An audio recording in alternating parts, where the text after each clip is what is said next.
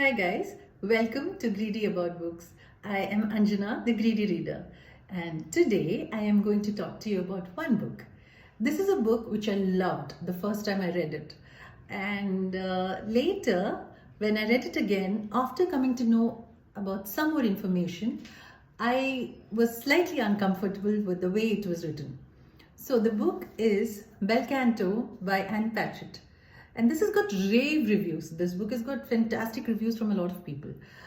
This is a scene from the movie of the same name.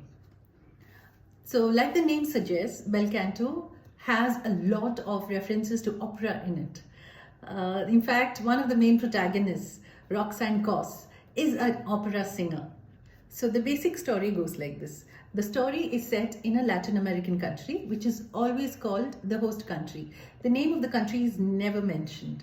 And the president is of Japanese origin, and the rest of the cabinet are all members from there.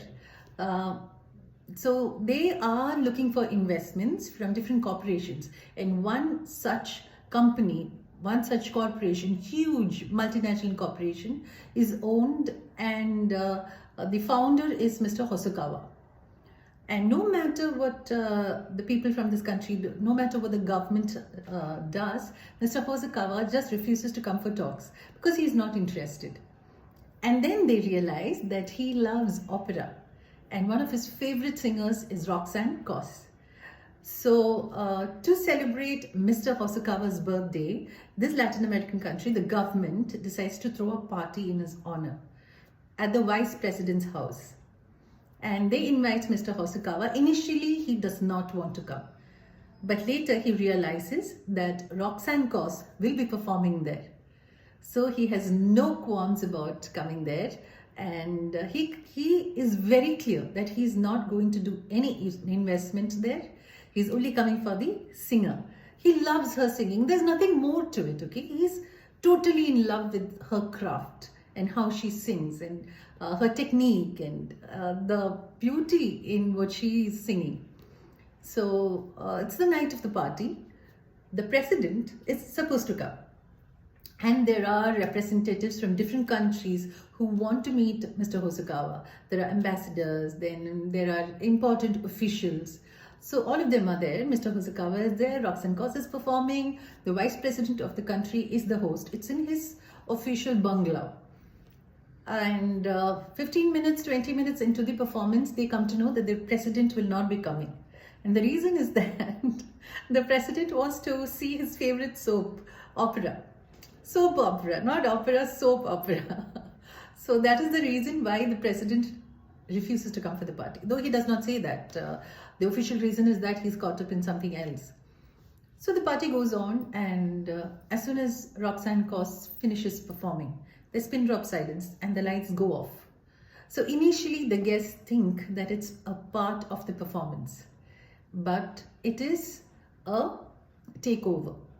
There are terrorists who have come, there are guerrillas who have come, and they're taking over because they want to kidnap the president.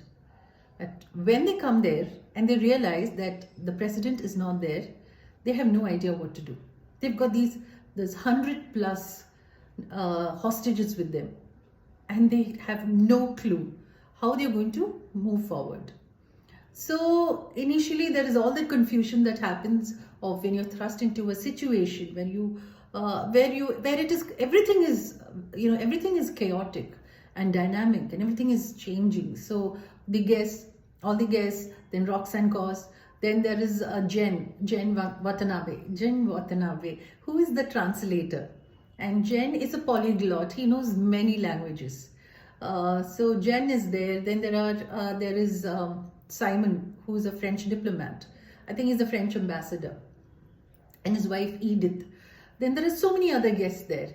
There is the accompanist for Roxanne Coss, who's from Sweden. And so while all these people are there, they are confused and they're puzzled and they're scared. So the next day, or within 2 days, the terrorists let go of the workers, the women and children, and anybody who is unwell. So they're left with men, around 70 men, Roxanne Coss. And then there are the guerrillas. So over the next 3 or 4 months, you see the dynamics in that group, how it changes. And Roxanne Cause starts singing because she needs to practice. So music is God for her, and she starts practicing, and how this music flows through the house, flows through everybody's minds, and how it affects the people, the dynamics between the people there, how it was initially and how it changes. You see, all this is written so beautifully, I can't tell you. It's written very, very beautifully. The dynamics between the guerrillas, between the three generals who are the leaders, and the rest who are all kids, who are teenagers and in their 20s. So, how that happens. So, there is this constant flow of music through everything. Music or the lack of music. That is what is happening there. So, Mr. Hosokawa, he is so entranced by Roxanne Cause. And Roxanne Cause is also attracted to the stillness, the silence of Mr. Hosokawa. And the beauty is that Mr. Hosokawa cannot communicate to Roxanne without Jen, the translator nearby. And Jen Watanabe, the translator, is heavily in demand because there are people from many nationalities there. There are French, there are Germans, there are French and there are Russians.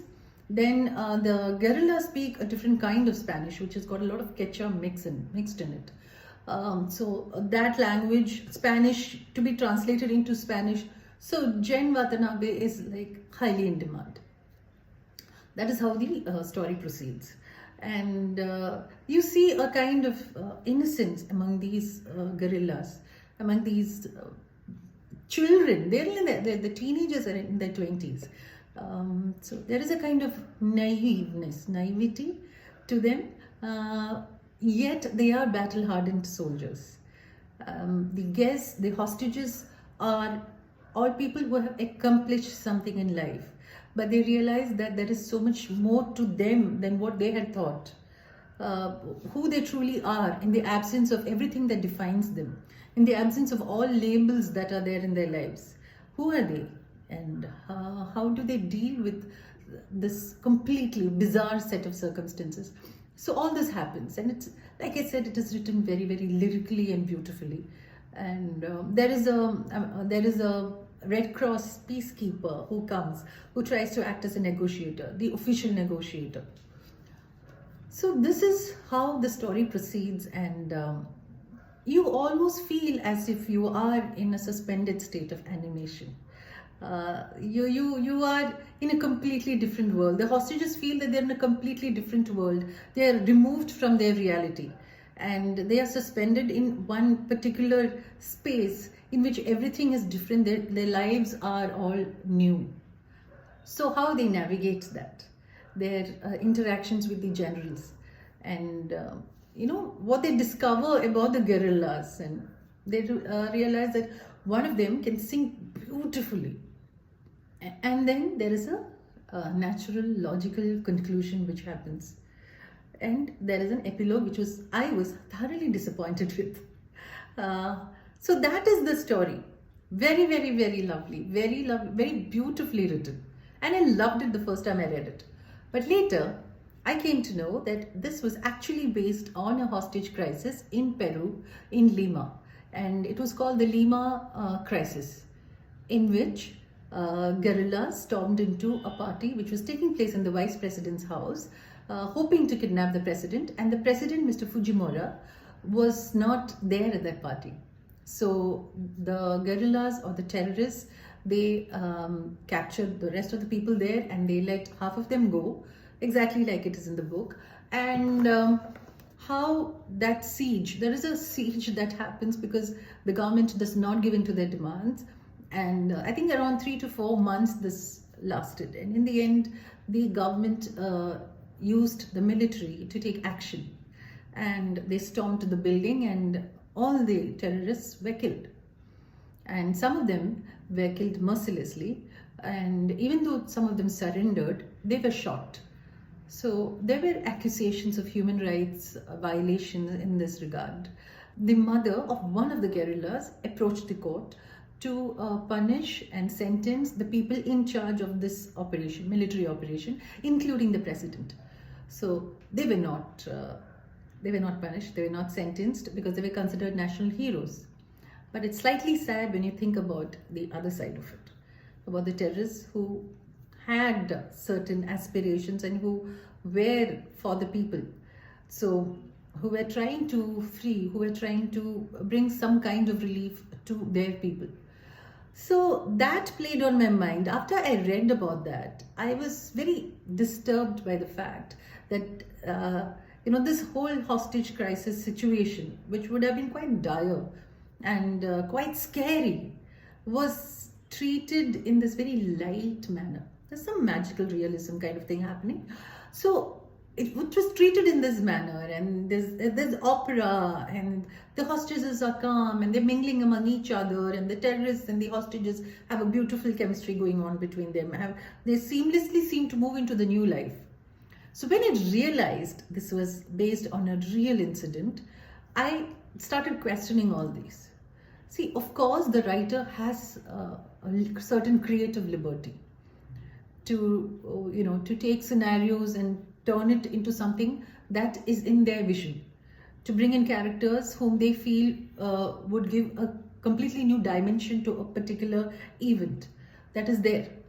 But when you write of this country as the poor country, as a backward country, as that God-forsaken place, it is slightly difficult. I found it slightly difficult when I read about it. I don't know, maybe it's just me. But I felt that I had to tell you that there is this conflict that I had once I came to know that it is based on a real life incident. So that was Bel Canto for you. I don't know how good the movie is. The actors seem to be good, Julianne Moore and Ken Watanabe. This is exactly how you picture these two people to be, Roxanne Cos and Mr. Hosokawa.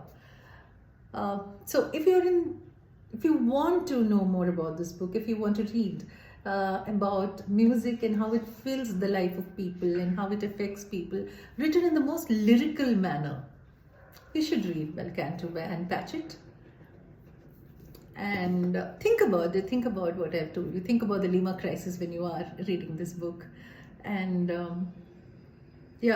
so books have so much of an influence on people's lives. I feel that we keep thinking about it, keep thinking about the world and the people and the issues and how it affects us and how it should affect us, So that's another aspect of reading that I love. Another aspect of books that I love. I would never have known about the Lima crisis if not for this book, because I was researching about this book and I came to know about the Lima crisis.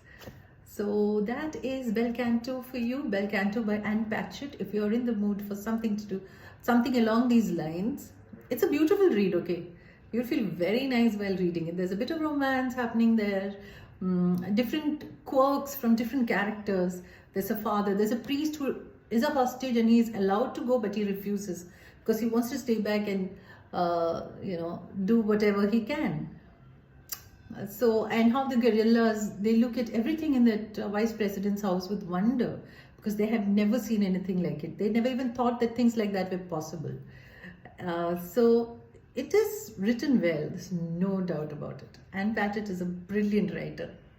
So go and read Bel Canto if you feel in the mood for a book on opera set in very, very weird and bizarre circumstances.